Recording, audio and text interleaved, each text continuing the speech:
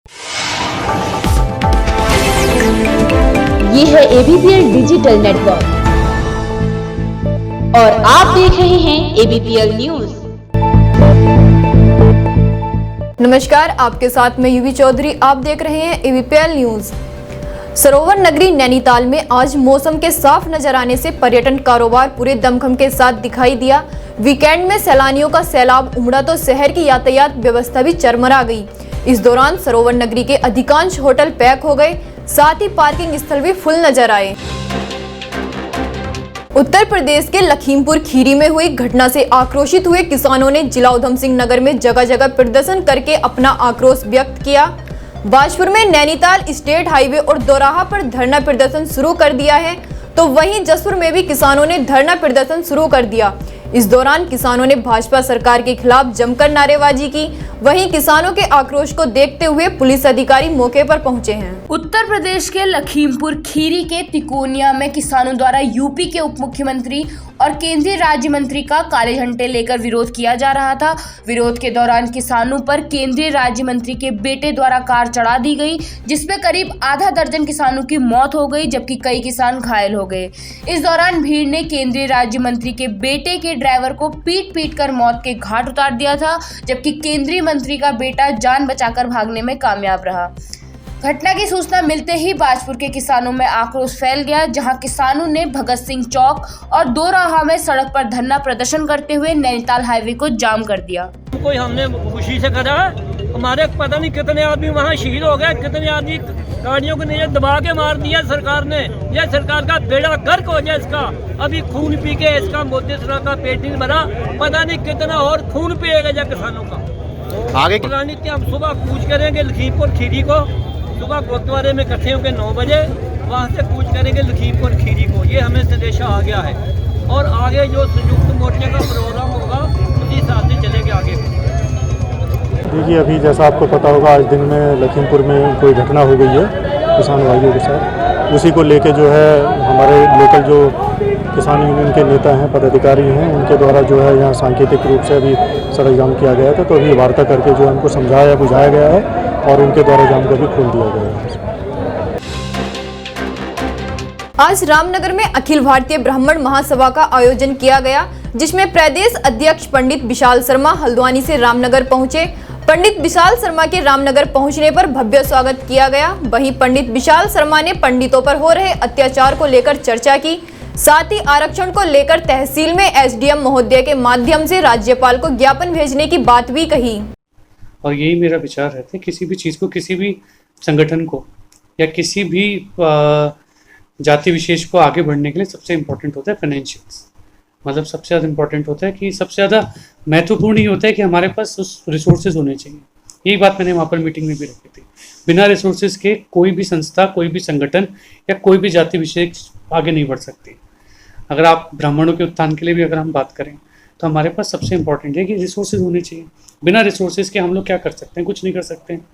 एक जाति विशेष के ऊपर इलेक्शन टाइम में जितने भी नगर मंत्री हो गए, संगठन मंत्री हो गए, प्रधानमंत्री के उच्चकोटि लेवल किसी भी स्तर पर जब लोग जाते हैं तो एक इलेक्शन फंड जिसको हम लोग कहते हैं वो भी एक जाति विशेष से ही लिया जाता है। ब्राह्मण महासभा का गठन इसलिए करना पड़ा कि कई वर्षों से लगातार जो है ब्राह्मणों का जो है अपेक्षा हो रही है और जो है उत्पीड़न हो रहा है, अनदेखी हो रही है, जिस वजह से मजबूरन हमें जो है ब्राह्मण महासभा का गठन करना पड़ा। और आप सब देख रहे हैं, सभी जितनी भी जातियां हैं, धर्म है, सबके कहीं ना कहीं संगठन बने हुए हैं। ब्राह्मण जो है एक ऐसा जो जाति है जो एक संगठन, एक छत के नीचे नहीं था, तो आज आवश्यकता है इसलिए संगठन करने का। केंद्रीय वन एवं पर्यावरण राज्य मंत्री अश्विनी चौबे ने कॉर्बेट टाइगर रिजर्व में आयोजित अमृत महोत्सव समापन कार्यक्रम में शहीद वन कर्मियों को राष्ट्रपति पदक दिलाने की बात कही है। और साथ ही उन्होंने कॉर्बेट को मिलने वाले बजट में भी बढ़ोतरी की बात कही। कॉर्बेट टाइगर रिजर्व में आज अमृत महोत्सव का समापन हो गया है। अमृत महोत्सव में केंद्रीय मंत्री अश्विनी कुमार चौबे और मंत्री हरक सिंह रावत शामिल हुए। इस दौरान अश्विनी कुमार चौबे ने कॉर्बेट पार्क की तारीफ की। उन्होंने कहा कि वन विभाग में ड्यूटी में शहीद हुए लोगों के परिवार को राष्ट्रपति पदक दिलाएंगे। अश्विनी कुमार चौबे ने कहा कि बाघों और जंगली जानवरों के हमले में जिनकी मृत्यु हुई है वो सारे वनकर्मी हमारे वनों के संरक्षक हैं। जंगलों को बचाने में वनकर्मियों की बहुत बड़ी भूमिका रहती है। वह प्रतिदिन जंगलों में गश्त करते हैं और उन्हें भी राज्य सरकार के जैसे एक पुलिस अधिकारी या कर्मचारी की ही तरह समान रूप से दर्जा मिलना चाहिए। उन्होंने कहा कि कॉर्बेट में हर वर्ष 21,000 करोड़ का बजट दिया जाता था, लेकिन अब यह बजट घटाकर 14,000 करोड़ कर दिया गया है। अश्विनी कुमार चौबे ने बताया कि कोरोना के चलते यह बजट कम हुआ था, लेकिन आगे जाकर इस बजट को बढ़ा दिया जाएगा। मैंने ये कहीं नहीं कहा। मैंने 2005 की घटना का उल्लेख किया। पौड़ी के रामलीला मैदान में तिवारी जी मुख्यमंत्री थे, तो मैंने उसमें अपने भाषण में कहा था कि जो शहीद हुए उत्तराखंड के लिए, अगर उनकी आत्मा कहीं से देख रही होगी तो उसको दुख हो रहा होगा कि हमने इस राज्य के लिए जो बलिदान दिया, हमारा बलिदान व्यर्थ हो गया। और ये जो उत्तराखंड के लोगों, जिन न्यायालयों के लिए हमने ये उत्तराखंड बनाया, मैंने उस संदर्भ में एक बात कही। उसको पता नहीं किसी ने उसको दूसरे ढंग से, और मैंने विपक्ष के नेता के रूप में जब विधानसभा में बोला था, मैंने उस घटना का उल्लेख किया अपने संबोधन में। अगर आप देखेंगे तो पूरा मेरा भाषण अगर आप देखेंगे तो आपको समझ में आ जाएगा कि वो जानबूझ के किसी ने जो है शरारत की और उसको जानबूझकर इधर से उधर कर दिया गया। जो लोग बाघों को बचाने में और बाघों से या जंगली जानवरों से जिनकी मृत्यु हो गई, शिकार हो गए, ऐसे बहुत सारे शहीद हुए हमारे वनकर्मी। तो वनकर्मी हमारे संरक्षक हैं, वनों के रक्षक हैं। जंगल को बचाने में उनकी बहुत बड़ी भूमिका रहती है और वो प्रतिदिन गश्ती करते हैं। तो निश्चित रूप से जो वन रक्षक है उनको भी हम लोगों ने आग्रह किया है कि राज्य सरकार भी अपने चौकियों को भी मजबूत बनाए।